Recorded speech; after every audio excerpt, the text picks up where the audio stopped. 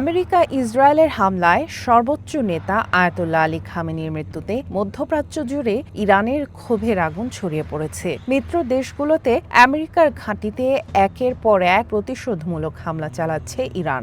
সামাজিক মাধ্যমে ছড়িয়ে পড়া ভিডিও ফুটেজে কুয়েতে আমেরিকান দূতাবাসের কাছ থেকে ধোঁয়া উঠতে দেখা যায়। ওই এলাকায় ফায়ার সার্ভিস এবং অ্যাম্বুলেন্সের উপস্থিতিও দেখা যায় বলে জানাচ্ছে আন্তর্জাতিক গণমাধ্যম। এরই মধ্যে আমেরিকার পররাষ্ট্র দপ্তরের কনস্যুলার অ্যাফেয়ার্স কুয়েতের জন্য নিরাপত্তা সতর্কতা জারি করেছে। কুয়েতে দেশটির নাগরিকদের নিরাপদ আশ্রয়ে থাকার আহ্বান জানায় আমেরিকার দূতাবাস। নাগরিকদের বাইরে বের না হয়ে নিজ নিজ বাসভবনের নিরাপদ স্থানে আশ্রয় নেওয়ার পরামর্শ দেওয়া হয়েছে।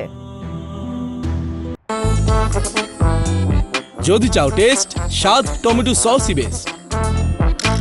সোমবার টানা তৃতীয় দিনের মতো প্রতিবেশী উপসাগরীয় দেশগুলোতে ইরানের পাল্টা হামলার সময় বেশ কিছু ড্রোন প্রতিহত করে কুয়েত। দেশটির সিভিল ডিফেন্সের মহাপরিচালক জানিয়েছেন, রুমাথিয়া এবং সালওয়া এলাকার কাছে বেশিরভাগ ড্রোন ভূপাতিত করা হয়েছে। তবে এসব ঘটনায় এখন পর্যন্ত কোনো হতাহতের খবর পাওয়া যায়নি। কেবল কুয়েত নয়, সোমবার সকালে দুবাই এবং কাতারের রাজধানী দোহাতেও বেশ কিছু বিকট বিস্ফোরণের শব্দ শোনা গেছে বলে প্রত্যক্ষদর্শীদের বরাতে জানিয়েছে রয়টার্স। সামিয়া জান্নাহ, ওয়ান ইন্টারন্যাশনাল ডেস্ক।